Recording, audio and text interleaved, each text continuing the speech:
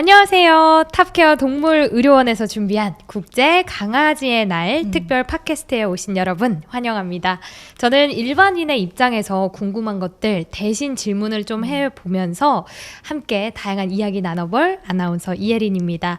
오늘은 탑케어 동물의료원의 홍지 원장님과 함께 다양한 이야기 나눠볼게요. 원장님 안녕하세요. 안녕하세요. 탑케어 동물원 홍지 원장입니다. 이렇게 또 예쁜 혜린 씨하고 그리고 반려동물을 사랑하는 이제 많은 분들과 의미 있는 이야기를 나눌 수 있게 돼서 굉장히 뜻깊고 행복한 시간이 될 것 같습니다. 네, 많은 분들이 오늘 저희의 목소리를 좀 많이 들으실 텐데 우리 원장님의 외모를 또 보면 수의사 원장님이 맞나 좀 싶으실 것 같습니다. 감사합니다. 네. 너무 아름다우신데 일단 저는 되게 사랑스러운 비숑 2마리를 키우고 맞아요. 있어요. 오늘 우리 주제가 국제 강아지 날이라는 건데 사실 저도 강아지를 키우고 있지만 이런 날이 있는지는 몰랐거든요. 그래서 정확히 어떤 날인지부터 시작해서 또 강아지를 키우는 사람들에게는 이 날이 어떤 의미가 있는지 어떤 영향을 미치는지 오늘 함께 이야기 나눠보도록 하겠습니다. 네. 먼저 원장님 국제 강아지 날 정확히 언제고 어떤 취지로 생긴 걸까요? 국제 강아지의 날은 매년 3월 23일 날 지정이 되어 있는 날인데요.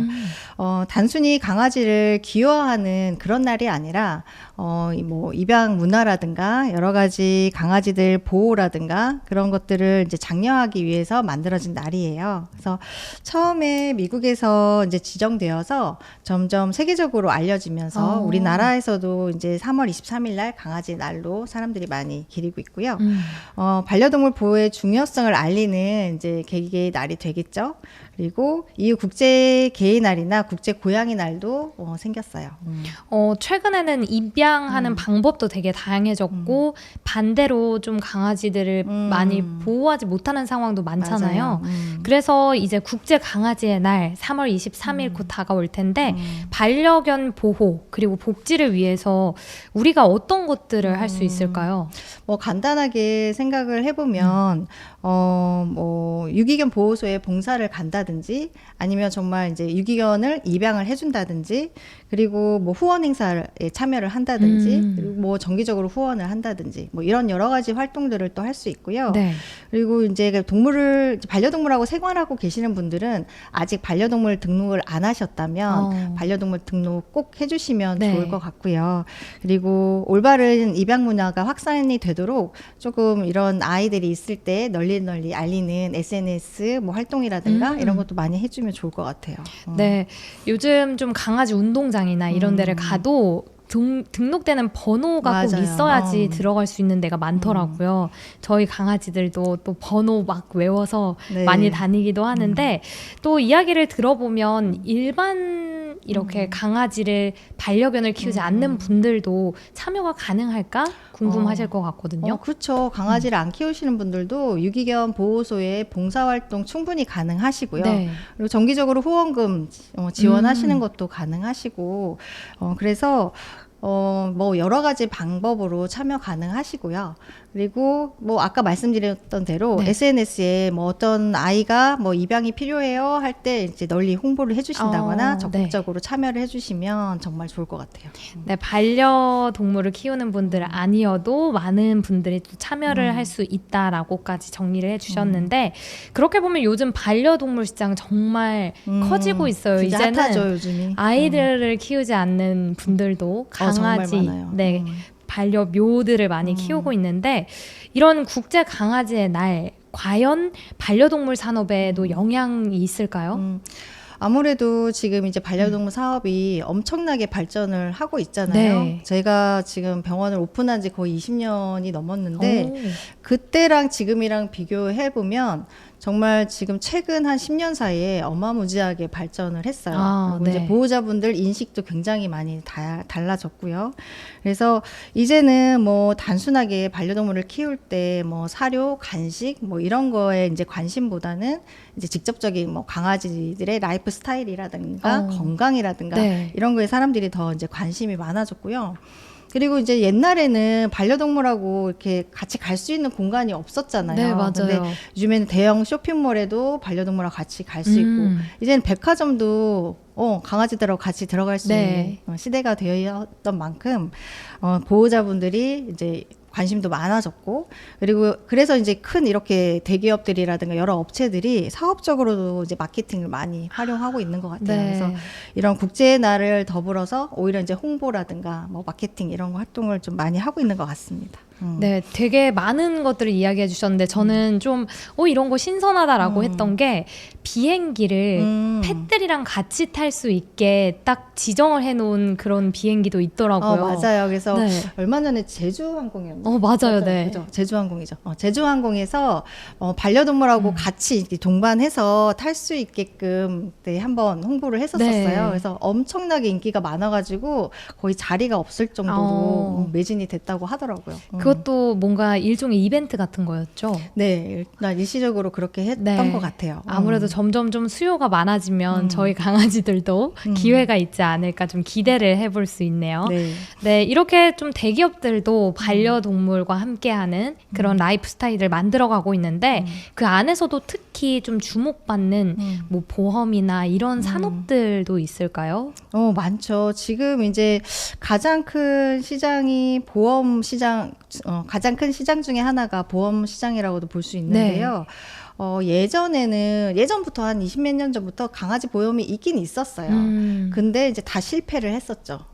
왜 뭐 그랬을까요? 보험의 퀄리티라든가 이런 것도 좋지 않았고, 네. 이제 보호자분들의 인식이 그때까지만 해도 별로 그렇게 높지 않았기 때문에 뭐 거의 가입하시는 분이 없었어요. 네. 근데 이제 최근 들어서 보호자분들이 강아지가 이제 장수를 하고 또 노령견들도 워낙 많고 여러 가지 질병들이 이제 병원이 이제 굉장히 발달을 하면서 진단율이 굉장히 높아졌잖아요. 네. 그러면서 이제 치료하는 여러 가지들이 생기다 보니까 이제 의료 수가 부담이라든가 이런 것 때문에 보험을 정말 많이 드시는 것 같아요.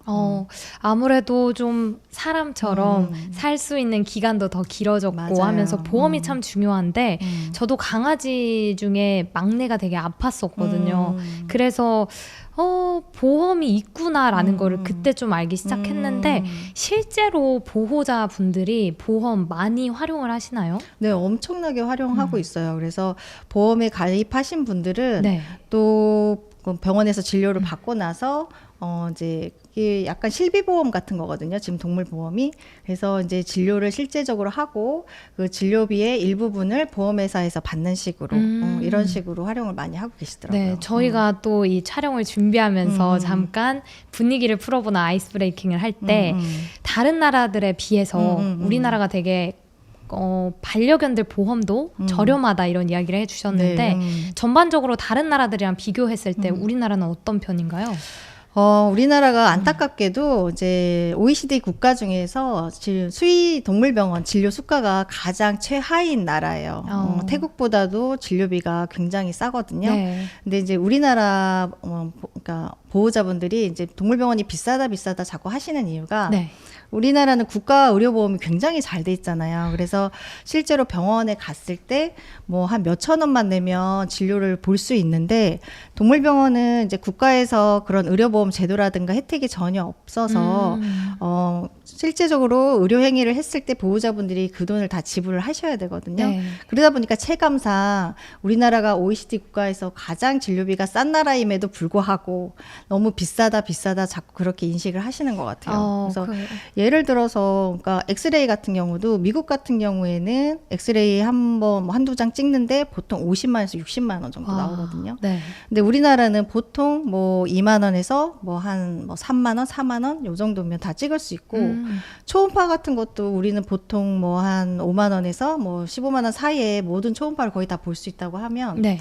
뭐 미국이나 일본 뭐 이런 데는 보통 한 초음파 보는 데만 한 60만 원, 뭐 70만 원 뭐 이렇게도 들어가요. 그래서 좀 수가가 차이가 굉장히 많이 나고 있어요. 그러게요. 또 병원을 이제 좀 운영하시는 입장에서도 살짝 부담일 수 있겠다. 네, 이런 맞아요. 생각도 좀 들어요. 근데 일단은 그래도 그래도 강아지들이 안 아팠으면 좋겠다 이런 게 보호자들의 맞아요. 마음이지 않을까 싶은데 보통 병원에 가장 많이 오는 그런 다치는 것들이나 이런 케이스 어떤 것들이 가장 빈번할까요? 가장 이제 어린아이들한테 많은 거는 네. 이제 뭐 피부 질환이라든가 그다음에 이제 뭐 슬개골 뭐 질환이라든가 이런 것들이 좀 많이 많고요. 특히 이제 귀병, 뭐 알러지성 피부염 이런 네. 것들이 이제 가장 흔한 것 중에 하나고 또 이제 뭐 설사병, 구토 뭐 이런 것들 뭐 이제 췌장염 걸려서 온다든지 이런 내과적 질환이 좀 있고요.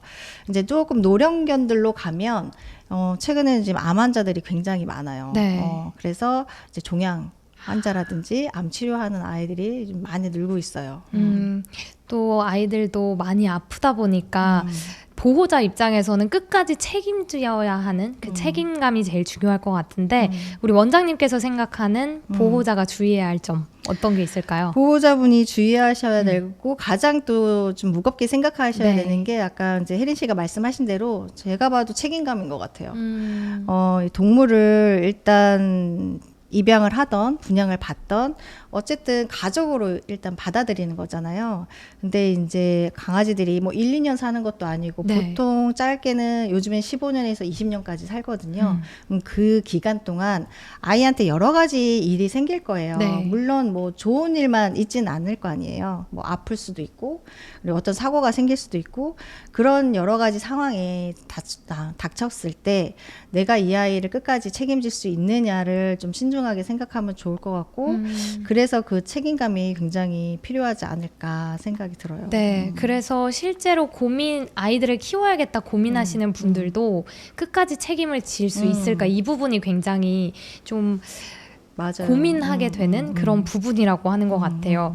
근데 최근 요즘 사회적으로 보자면 애견 농장 이런 이야기가 참 많아요. 그래서 맞아요. 우리나라에서도 단속이 좀 심해지면서 강아지 분양가도 같이 올라가고 있는 추세인데요. 실제로 반려동물 시장에서 분양 가격 어떤 영향이 좀 있나요? 일단 저는 분양 가격은 네. 더 올라가야 된다고 생각을 하거든요. 네. 그동안 우리나라가 사실 분양 가격이 너무 저렴했어요. 그러다 보니까 막 무분별하게 막 번식을 해서 막 팔려고 하는 사람들도 많았고요. 네. 근데 제대로 아이들을 이제 브리더들이 제대로 뭐 혈통이 좋고 건강한 아이들을 이제 번식을 해서 제대로 된 보호자들한테 조금 그러니까 분양가가 좀 높게 네. 이렇게 해서 분양을 한다 그러면 사실은 이렇게 막 크게 번식 문화가 막 성행하지는 않았을 거라고 생각을 해요. 근데 이제 그러지 않다 보니까 네. 너무 저렴한 가격에 강아지들을 많이 대량으로 공급하려다 보니까 정말 그 얼마 전에 뭐 화성 보호소라든가 뭐 부산의 보호소들이 그때 다 막 그 봉사단체에서 다 아이들 구조하고 막 입양 보내고 그런 일들이 뉴스에도 나오고 했었거든요. 그런 이제 사태들이 이제 생기지 않았나 싶고 이렇게 허가받았던 업체임에도 불구하고 아이들 위생이라든가 건강이라든가 이런 거 전혀 신경 안 쓰고 막 번식을 했단 말이에요. 네. 근데 그런 것들이 일단은 이제 분양 가격이 높아지고 사람들의 인식이 높아지면서 점점 축소돼야 된다고 생각하고요. 분양 가격이 높아서 진입 장벽이 높아야 네. 사람들이 분양보다는 입양을 더 선호할 거라고 생각을 해요. 네, 아무래도 진입하는 그 그렇죠. 장벽부터 좀 높아야 사람들 인식 자체도 새로 좀 불법적으로 생기는 아이들도 줄어들 거고 보호자를 기다리는 아이들도 빨리 좋은 환경으로 갈 수 있지 않을까 싶어요. 제 친구도 되게 작은 미니 비숑 분양을 받았는데 그 분양을 받았던 샵에 다시 놀러 갔더니 너무 작은 아이가 혼자 있더래요. 그래서 얘는 태어난 지 얼마나 됐냐 이런 4살이라고 하는 거예요.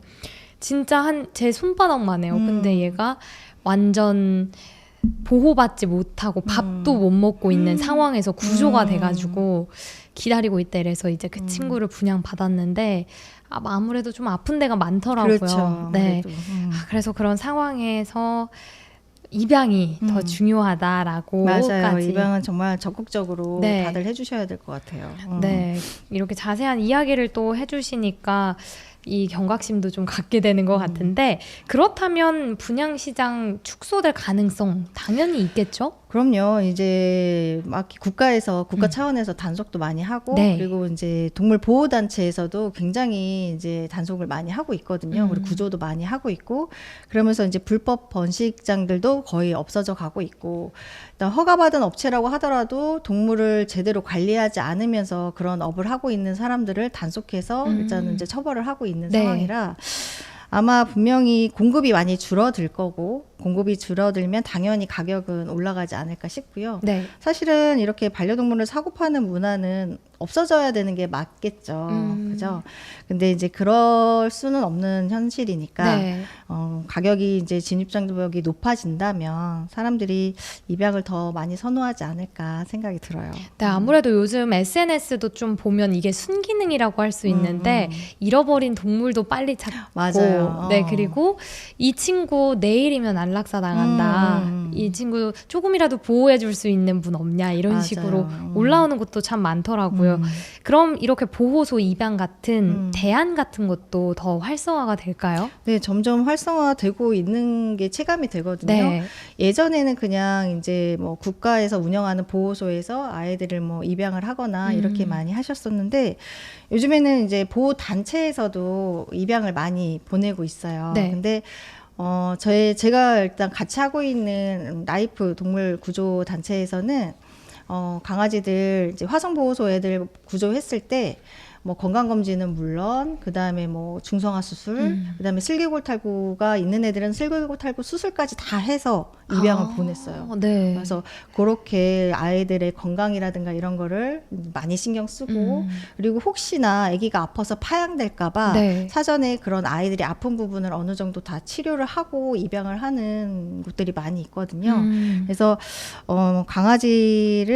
강아지나 이런 반려동물을 좀 입양을 하고 싶으신 분들이면 이제 그런 보호단체라든가 이런 것도 적극적으로 알아보시면 좋을 것 같아요.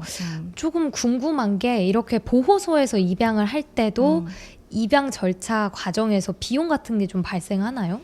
거의 대부분 네. 무료로 분양을 하죠. 근데 이제 뭐 마음이 좋으신 분들은 네. 그런 걸 입양을 하면서 입양이 못 가는 아이들을 위해서 이제 후원금을 좀 주신다든지 하는 분들이 계시고 네. 대부분 입양은 다 무료로 입양을 합니다. 근데 그게 또 살짝 걱정되는 게 입양도 무료로 되다 보니까 잘못된 그렇죠. 선택으로 이어질 수도 좀 있을 것 같아요. 또 반대로 강아지 분양 자체가 가격이 오르면 이것도 좀 불법적으로 문제가 될 것 그렇죠. 같고. 그리고 어떤 또 사설업체는 입양견인 것처럼 속여서 뭐 책임비라고 해서 돈을 받고 또 분양을 하는 그런 곳들도 있어요. 아직까지. 네. 근데 이제 정말 정상적인 그 보호 단체라면 뭐 돈을 받고 입양을 하거나 하지는 않고요. 그리고 이제 입양을 하기 전에 그냥 아무한테나 입양을 하지 않아요. 이 사람의 환경이라든가 네. 키울 수 있는 뭐 경제적인 능력이 있는지 그다음에 아이를 어떻게 책임질 건지 그런 거에 대한 다 조사를 하고요. 네. 그런 거에 대한 설문을 다 쓰게 돼 있고 그리고 정기적으로 아이를 입양하고 난 다음에 아이가 어떻게 지내고 있는 거를 다 보고를 해야 됩니다. 아, 그렇군요. 그래야 입양이 가능하지 네. 그냥 저 얘 데려가고 싶어 해서 아무한테나 입양하지 않습니다. 진짜 그냥 사람 아이를 입양하는 맞아요. 절차랑 되게 비슷해져 가는 것 같네요. 근데 일단 반대로 이렇게 모든 아이들이 좋은 집으로 분양을 가면 좋은데 그렇죠. 유기견들도 많이 이야기가 돌고 있습니다. 정확히 어느 정도로 심각한 상황인지는 좀 모르겠는데 실제로 유기견 상황 어느 정도인가요? 지금 우리나라는 예전부터 유기견이 굉장히 심각한 사회적 문제가 네. 되고 있어요. 그래서 매년 한 10만 마리 이상이 유기되고 있는데 되게 많네요. 그 중에 이제 많은 아이들이 국가 보호소도 가고 개인 사설 보호소도 가지만 네. 만약 입양 기간이라든가 공고 기간이 넘어가는 아이들은 그 시설에 이제 뭐 경제적인 문제라든지 아니면 공간적인 문제들 이런 것들 때문에 안락사도 많이 시행이 되고 있는 걸로 알고 있습니다. 근데 그 중에 이제 뭐 안락사 없는 유기견 보호소 이런 것도 있긴 한데 네. 그런 아이들, 아픈 아이들, 나이 많은 아이들까지 이제 끝까지 책임지고 이렇게 그런 아이들을 케어하다 보니까 공간적인 부족도 있고 지금 옆에 PD님이 계시거든요. 자꾸 저희 너무 진지하다고 눈치를 주셔가지고. 근데 진지할 수밖에 없어. 네, 지금 맞아요. 우리나라 너무 심각해요. 재밌게 하고 싶은데 네. 자꾸 진지해져. 왜냐면 지금 하고 싶은 얘기가 너무 많거든. 엄마를 기다리는 유기견 아이들이 많으니까요. 그래서 이제 뭐 일부 사설 보호소는 네. 그러니까 뭐 안락사 없는 그런 곳도 많이 있어요. 근데 안타깝게 그런 곳을 보면 진짜 나이가 많고 병이 들어서 입양을 못 가는 애들이 정말 많거든요. 사실은. 네.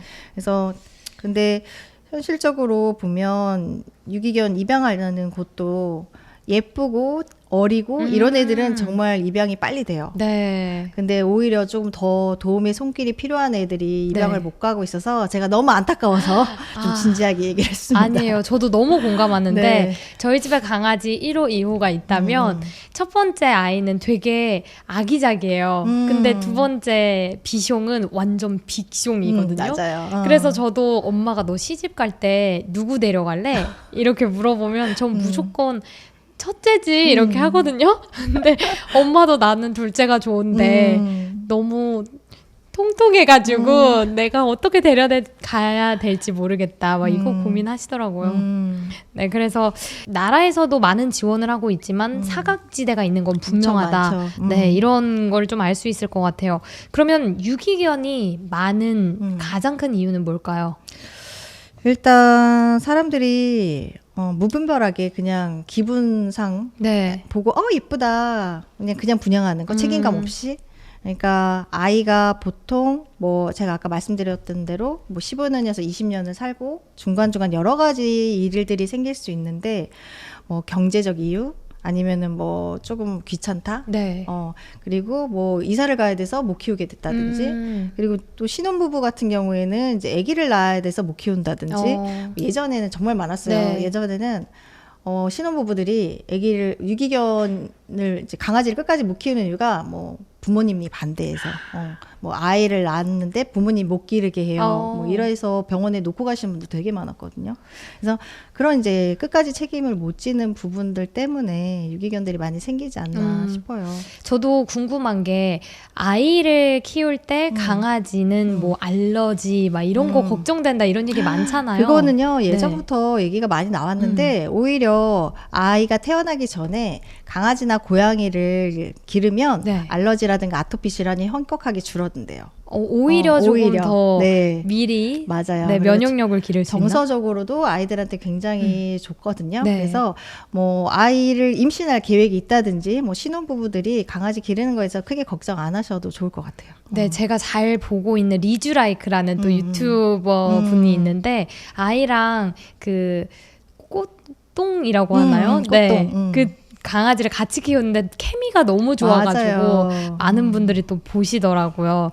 네, 일단 저희가 계속해서 중간중간 유기견에 대한 이야기를 하고 있는데 정부에서도 고민이 되게 많을 것 같아요. 엄청 많아요. 왜냐하면 네. 아까도 말씀드렸듯이 한 해에 이제 10만 마리가 네. 이제 유기가 되는데 지금 일반 보호소들이 다 지금 포화 상태긴 해요. 그리고 그 아이들뿐만 아니라 유기된 아이뿐만 아니라 네. 지금 뭐 번식장이나 이런 데서 구조한 아이들조차도 갈 곳이 너무 없어요. 그래서 지금 이제 포화 상태인데 계속 유기견은 계속 발생을 하고 있으니까 그거에 대한 사회적 비용도 굉장히 많이 발생한다고 보고 있습니다. 네, 그럼 전반적으로 봤을 때 이런 문제들이 계속해서 생기지 않으려면 책임감 있는 입양 그렇죠. 문화가 필요하다.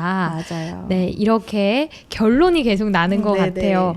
근데 책임감 있는 입양 참 어려운 것 같은데 어떤 점을 고려해야 될지 한두 가지 이야기해 주시면 좋을 것 같거든요. 책임감 있는 이제 분양은 네. 첫 번째로는 이 아이가 우리 가정 환경에서 잘 자랄 수 있고 나랑 생활을 잘 할 수 있는지를 환경. 먼저 네. 고려를 해봐야 될 것 같아요. 그러니까 라이프 사이클이죠. 만약에 아침에 출근을 해서 밤늦게 퇴근을 하시는 분들은 아이가 하루 종일 집에 혼자 있어야 되잖아요. 네. 그러면 뭐 산책도 물론 못할 뿐더러 어디가 아프다고 하더라도 빨리 발견을 못하는 경우도 많이 있어요. 그래서 그런 분들은 조금 강아지 자기가 외롭다고 동물을 입양해서 키우는 거는 오히려 동물의 학대가 될 수도 있으니까 좀 그런 것들은 조금 신중하게 고려를 해보시면 좋을 것 같고요. 네. 그리고 이제 가장 많이 유기되고 뭐 얘기를 하는 게 뭐 경제적인 문제도 있죠. 강아지들이 언제까지나 젊고 건강하지는 않을 거잖아요. 네. 분명히 아플 때도 있고 나이가 들면 정말 암이라든가 이런 큰 돈이 들어갈 병들이 많이 생기는데 그런 경제적인 능력이 되는지를 고려를 해보시면 좋을 것 같아요. 네. 아까 말씀드린 것 중에 하나가 네. 또 아까 환경적인 거 말씀드렸잖아요. 그러니까 공간적인 거. 음. 그러니까 대형견인데 원룸에서 키우면 안 되겠죠. 너무 힘들 것 같은데요. 그렇죠. 그래서 네. 그런 것들 많이 고려하시면 좋을 것 같아요. 네, 이렇게 국제 강아지의 날 어쨌든 가장 큰 토픽인 유기견에 대해서 이야기를 많이 나눠봤는데 이제는 좀 분위기를 바꿔보도록 할게요. 좋아요. 국제 강아지의 날 우리 100% 모자라요. 200% 좀 즐겨야 되는데 일단 인스타에 이렇게 들어가서 국제 강아지의 날을 치면 굉장히 많은 이벤트들이 나오고 있습니다. 무료 이벤트도 많이 하고 있고요. 그럼요. 그리고 또 할인에 대한 것도 있는데 우리 탑케어 동물 의료원 또 고향에선 최고잖아요. 그럼요. 이제 국제 강아지의 날 맞아서 어떤 이벤트들 좀 준비되어 있을까요? 저희도 국제 강아지 날을 맞이해서 병원에서 이제 이벤트를 하고 있는데요. 홈페이지나 인스타에도 저희가 공고를 올려놓고 있어요. 오, 네. 그래서 닮은 꼴 이벤트를 하고 있거든요. 그래서 보호자분하고 강아지하고 누가 많이 닮았나 그거를 저희 병원에 이제 보내주시면 네. 저희가 추첨을 해서 무료 건강검진 무료 상품권을 제공을 해드리는 이벤트를 하고 있습니다. 와, 건강검진이면은 종합인가요? 그럼요. 종합 건강검진이죠. 보통 이게 어느 정도 가격대인가요? 보통 한 40만 원 정도 가격대로 비싸군요. 생각하시면 돼요. 네, 그러면 억지로라도 좀 닮은 부분을 찾아야 될 것 같은데 네. 많은 분들이 선별 기준이 뭐냐 궁금하실 것 같았거든요. 제가 봤을 때는 일단 누가 제일 닮았는지. 네, 약간의 이제 재미 요소도 좀 넣어주시면 좋을 것 같아요. 네. 그러니까 너무 진지한 거 말고 좀 너무 뭐 이렇게 좀 재밌는 요소를 좀 넣어서 이벤트에 참여해 주시면 누구나 좀 즐겁게 즐길 수 있을 것 같아요. 뭐 커플룩이라든지 맞아요. 네, 아이템들을 좀 장착하셔가지고 네. 꼭 건강검진 티켓을 따셨으면 좋겠습니다. 네, 이게 어렵지 않은 게요. 네. 대부분 저희 진료를 하다 보면 보호자분들하고 강아지들하고 네. 너무 닮았어요. 그래서 그런 분들 굉장히 많거든요. 네. 그래서 누구나 참여 가능하시니까 많이 참여해 주시면 좋을 것 같습니다. 아무래도 가장 솔깃했던 게 건강검진 티켓 아닐까 싶어요. 아이들이 많이 아프다 보니까 어떻게 건강관리를 해줘야 될까 좀 궁금하실 것 같거든요. 일단 관리할 때 가장 중요한 요소들 어떤 것들이 있을까요? 일단 이제 저는 수의사니까 네. 수의사 입장에서 말씀을 드리면 일단 기초 접종 꼭 해주셔야 되고 네. 그다음에 치아 관리 꼭 해주셔야 됩니다. 네. 그리고 무엇보다도 가장 중요한 건 저는 아무래도 이제 대형 동물병원의 원장이다 보니까요. 중증 환자들을 좀 많이 보잖아요. 근데 대부분 보호자분들이 100분이면 100분, 1000분이면 1000분 다 똑같이 하는 말이 있어요. 뭘까요? 우리 아이가 오늘 아침까지만 해도 밥도 잘 먹고 멀쩡했는데 왜 이렇게 심각한 암인가요? 아니면 왜 이렇게 심각한 질환인가요? 이렇게 물어보시는 분들이 있거든요. 애들은 근데 말을 못 하잖아요. 당연하죠. 네. 애들은 말을 못하고 아팠을 때 그 전부터 신호를 아마 보냈을 거예요. 근데 보호자분들이 모르셨던 거죠. 근데 그거를 네. 건강검진을 통해서 조기에 발견을 할 수 있다면 굉장히 이렇게 뭐 생명이 위험하거나 고통스러운 거를 아무래도 예방을 할 수 있겠죠. 그래서 정기적인 건강검진이 제가 봤을 때는 그 무엇보다도 네. 가장 중요하다고 생각을 해요. 그러면 이렇게 극한의 상황까지 오기 직전에 좀 아이들이 보내는 시그널 같은 것도 많은 분들이 궁금하실 것 같아요. 제가 오늘 아침에 따끈따끈하게 봤던 게 어떤 아이가 막 신나게 산책을 하다가 오른쪽 발을 들고 자기 안 걷겠다고 깽깽거리는 거예요. 맞아요. 봤더니 여기에 도토리가 박혀 있는 거예요. 너무 그런 귀엽지만 이렇게 예민한 아이들도 있는 반면에 맞아요. 그렇지 않은 부분도 있잖아요. 시그널 어떤 것들이 있을까요? 아까 말씀하신 대로 진짜 예민한 애들은 조금만 아파도 티가 나거든요. 근데 문제는 너무너무 착한 아이들이에요. 네. 그래서 착한 아이들이 대부분 너무 늦게 발견을 해요. 왜냐면 표현을 안 하니까. 자기가 아파도 밥 먹고 배변하고 할 거는 다 한단 말이죠. 네. 그러니까 보호자분이 전혀 눈치챌 수가 없어요. 어려운 부분이에요. 네, 그래서 뭐 종양이 갑자기 터져서 온다거나 하는 경우도 많아서 네. 일단은 보호자분들이 아이들을 세세하게 관찰을 하셔야 돼요. 그래서 미묘한 작은 변화, 특히 고양이 같은 경우에는 네. 뭐 화장실에서 대소변을 잘 보던 애가 한 번씩 실수를 한다던가 그런 것도 굉장히 큰 문제고요. 네. 강아지 같은 경우는 평소에 안 하던 행동을 좀 보인다든지 아니면 자꾸 이렇게 어두운 구석이라든가 혼자 있으려고 한다든지 네. 이런 미묘한 차이로도 굉장히 많이 아플 수 있어요. 뭔가 뭐 구토를 한다던가 밥을 안 먹는다든지 그래서 병원에 오지 마시고 뭔가 조금이라도 이상하면 바로바로 병원에 와서 확인을 해보시면 좋을 것 같아요. 큰 병을 좀 이길 수 있는 꿀팁 2개가 나왔는데 강아지는 깨발랄했다가 구석에 숨는다던가 잘 안 오고 또 고양이는 배변 실수를 한다. 이 네. 부분 듣고 계시는 분들 참고해 보시면 좋을 것 같네요. 그 중에서도 어떤 질병들 좀 주로 조기에 발견이 필요할까요? 암이죠. 사람이랑 똑같아요. 네. 반려동물들도 암이 굉장히 많거든요. 네. 그리고 뭐 암은 나이가 많은 애들만 생기는 게 아니라 어린 아이들한테도 굉장히 많이 생겨요. 그래서 1살부터는 1년에 한 번씩 건강검진 꼭 네. 해주시는 게 좋고 한 7, 8살부터는 1년에 최소 2번 정도. 그리고 나이가 한 12살이 넘어가면 네. 저는 1년에 최소 3번은 건강검진을 하시라고 말씀을 드려요. 그래서 병원에 가면 무조건 뭐 다 뭐 풀검사를 할 필요는 없고요. 한 번은 풀검사하고 만약에 거기에 이상이 발견되면 그거를 이제 추적 관찰하면서 관리를 하시면 되거든요. 그래서 네. 너무 부담 갖지 마시고 병원에 오셔서 상담을 해보시면 좋을 것 같아요. 근데 많은 분들이 건강검진 중요한 거 아는데 아까도 40만 원 저 놀랐어요. 너무 비싸요. 그래서 이거를 해야 되는 거 아는데도 못 하시는 분들 많으실 것 같거든요. 그러면 이 건강검진 말고 집에서 조금씩 실천해 줄 수 있는 건강관리법 같은 건 뭐가 있을까요? 일단 가장 중요한 거는 먹는 거죠. 사람이나 동물이나 먹는 게 이제 나의 세포를 만드는 이제 네. 구성 물질들이기 때문에 먹는 거가 가장 중요해요. 그래서 조금 적절하게 좋은 음식을 주시는 게 좋은데 네. 가능하면 강아지나 고양이가 먹을 수 있는 음식만 좀 주시면 좋을 것 같고 너무 과일이라든가 고구마라든가 뭐 사람 음식 이런 것들은 좀 안 주시면 좋을 것 같아요. 그리고 인스타나 뭐 유튜브나 이런 데 야채 뭐 과일 뭐 이런 거 되게 많이 주잖아요. 네. 근데 사실 강아지들이 야채를 소화할 수 있는 능력이 거의 없거든요. 그래요? 네. 그리고 비타민 C를 장에서 만들어낸 동물이라서 비타민을 보충해 줄 필요가 없어요. 오히려 좀 과해지는 네, 부분이. 그래서 가능하면 네. 적정한 동물 뭐 사료라든가 이런 펫푸드를 좀 활용을 해주시면 좋을 것 같습니다. 근데 막 먹고 있으면 밑에서 막 예쁘게 쳐다보니까 뭐라도 주고 싶다 이런 마음이 있는데 꼭 좀 주고 싶다 하면 어떤 것들이 있을까요? 양이 중요해요. 그러니까 뭐 독성이 있는 건 당연히 요즘에 많이 아시잖아요. 네. 포도라든가 뭐 양파라든가 뭐 이런 것들은 안 줘야 되는 거 다 알고 계시는 거고, 이제 뭐 양배추, 브로콜리 이런 것들 많이 주시잖아요. 네. 가끔 바나나, 뭐 블루베리, 뭐 과일들도 주시는데 일단 강아지들은 체구가 작아요, 우리보다.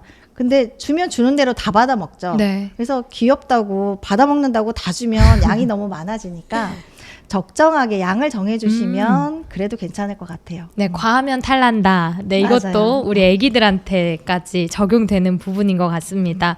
먹는 걸 해봤으니까 운동도 중요할 것 같은데 만약에 산책을 잘 못 가는 아이들 집에서 어떤 것들 해주면 좋을까요? 일단 집이 미끄럽지 않았으면 좋겠어요.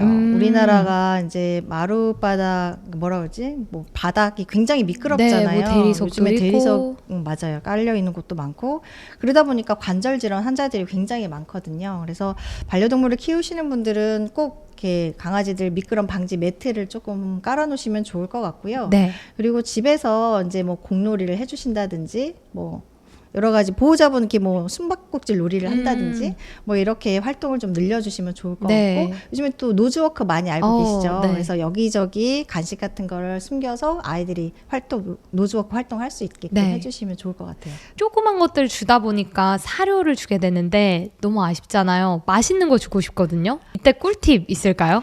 잠깐만요. 여기 굉장히 좋은 게 있거든요. 여기 제가 그것 때문에 또 개발한 게 있잖아요. 그래서 이 베디시라고 네. 수의사가 만든 트릿이에요. 간식. 그리고 여기 보시면 사이즈 굉장히 작게 만들었고 되게 이렇게 말랑말랑하게 만들었거든요. 네. 그래서 아이들이 노즈워크 하기 굉장히 좋게 만들었고요. 여기 지방 함량이 거의 없어서 많이 먹어도 살이 찌지 않는 장점이 있어요. 그리고 이제 요즘 알러지 있는 애들 굉장히 많잖아요. 그래서 뭐 사슴, 그다음에 뭐 요즘 알러지 없는 한우가 진짜 알러지가 별로 없거든요. 네. 그리고 또 말고기, 그리고 캥거루. 이렇게 알러지 없는 제품으로 구성을 해놨고요. 네. 그리고 향도 굉장히 좋고 아이들 기호성이 굉장히 좋아서 아마 노즈워크 하기 정말 안성맞춤인 제품이라고 보시면 될 것 같아요. 네, 요즘 시판 같은 거 보면은 칼로리가 너무 높다 보니까 노즈워크는 많이 구석구석 넣어줘야 되는데 얼마나 넣어줘야 돼 고민 많았거든요. 맛도 다양하니까 또 우리 보호자분들께서 눈여겨보고 계시지 않을까 싶습니다. 아이들이 정말 좋아하니까요. 네. 한번 노즈워크 할 때 활용해 보시면 좋을 것 같아요.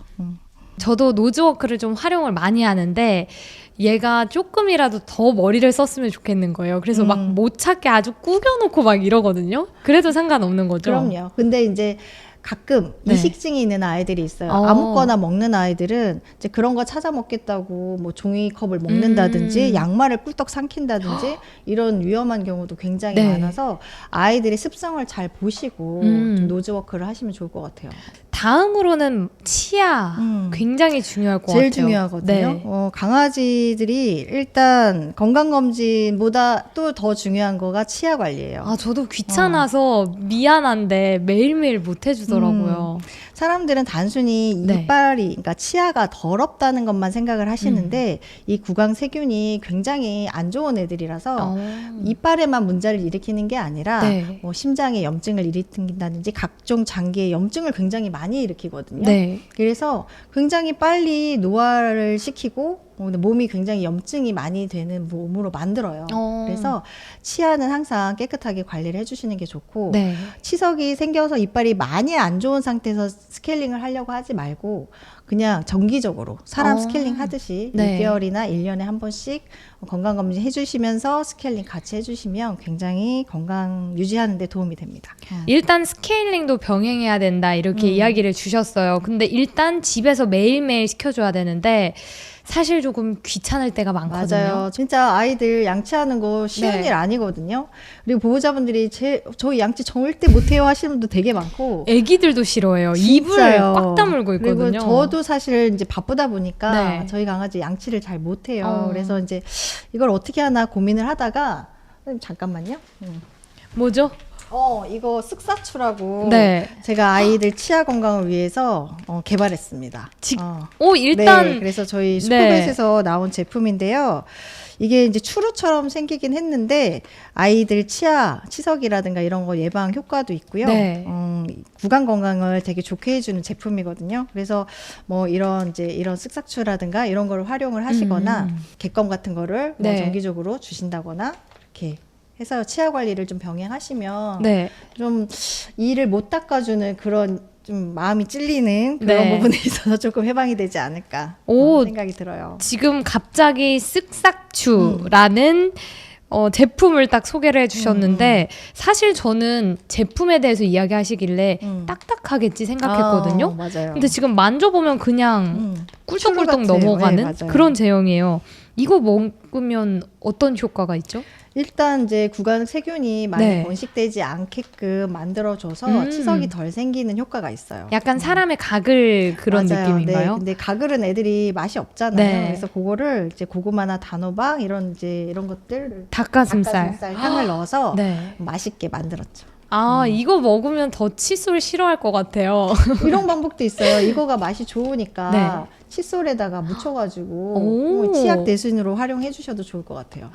네. 완전 꿀팁을 또 아이들이 아주 좋습니다. 네, 치약 대신 쓱싹추를 또 치약으로 써서 치아 더- 건강 지켜주시면 좋을 것 같죠? 네, 지금 굉장히 한 포 한 포 이렇게 되어 있어서 네, 그래서 여기에 보면은 네. 뭐 스피루리나라든가 프로폴리스, 유산균, SHMP 이런 첨가물들이 들어가 있어요. 네. 그래서 이 첨가물들이 구강 건강을 잘 지켜줍니다. 아, 네. 이거- 어디서 살 수 있나요? 이건 저희 슈퍼벳에서 곧 만나볼 수 있습니다. 네, 아직까지 따끈따끈한 공개되지 않았는데 네. 오늘 딱 저희 기념으로 공개를 해주셨으니까 아이들 양치하기 좀 어렵다 하시는 분들 많이 참고해 보시면 또 좋을 것 같네요. 오늘 정말 많은 것들을 배웠는데요. 반려동물 시장 변화, 또 우리 보호자들이 어떻게 신중하게 아이들을 맞이해야 되는지 많은 걸 알게 됐습니다. 오늘 이 시간 어떠셨나요? 저는 이제 이렇게 예쁜 혜린 양하고 처음 이 팟캐스트를 하게 돼서 처음 굉장히 긴장을 했거든요. 네. 근데 너무 이렇게 질문도 잘 해주시고 어. 잘 이끌어 주셔서 제가 되게 편안하게 이렇게 이야기할 수 있었던 시간이었던 것 같아요. 네, 지금 많은 분들이 A부터 Z까지 궁금한 모든 것들을 좀 해결할 수 있는 시간이 아니지 않았나 싶습니다. 이벤트도 참여하시면 좋을 것 같은데 한 번 저희 더. 탑케어 네. 동물 의료원에서 강아지랑 보호자분 닮은 꼴 이벤트를 하고 있으니까요. 여러분들 많이 참여해 주시고 정말 보호자분들도 아시는 분들 계실 거예요. 우리 아이하고 내가 많이 닮았구나. 그래서 그렇게 느끼시는 분들, 그리고 주변에서 그런 얘기 많이 들으셨던 분들은 꼭 참여해서 건강검진 꼭 받으시고요. 이 기회로 아이들 건강도 한번 체크해 보셨으면 좋겠습니다. 네, 좋습니다. 이제 많은 분들, 여러분들도 반려견을 키우고 있다면 올바른 반려동물 문화를 만드는데 동참해 주시면 좋을 것 같습니다. 오늘 팟캐스트 여기서 마무리하도록 하겠습니다. 네, 오늘 너무 즐거웠습니다. 네, 함께 해주셔서 고맙습니다. 자주 봬요.